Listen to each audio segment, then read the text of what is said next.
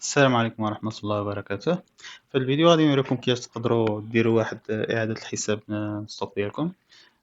يعني نقولوا مثلا أنا زدت واحد البرودوي، زدت له ستوك ديال البداية ديالو مثلا 30 بياسة، ونقولوا بعت واحد 10، وفاش درت الحساب لقيت بلي راه كاينة 23. في الحالة هادي خصنا نقادو ستوك ديالنا، هذا ما يعني مختلف على المبيعات ولا المشتريات. في المبيعات طبعا اللي كينقصهم ستوك، ومشتريات كيزيدوا ستوك، ولكن هذا مختلف. هذا يعني كنا درنا الحساب غلط، يعني غيكون فهمتي.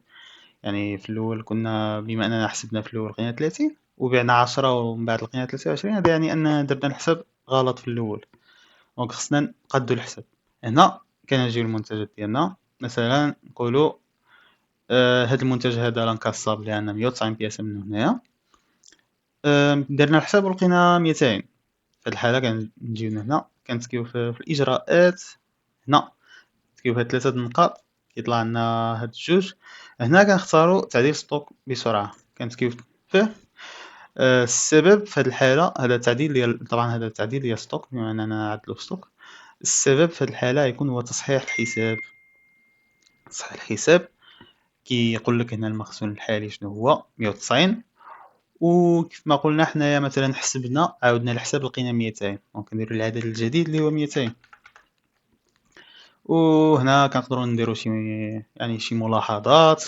يعني اي ملاحظه بغيتيها، باش الا مثلا كنتي ما خدامش بوحدك في السيستم، يعني خدام معك شي واحد يقدر يجي من بعد ويشوف علاش درتي هذا التعديل هذا.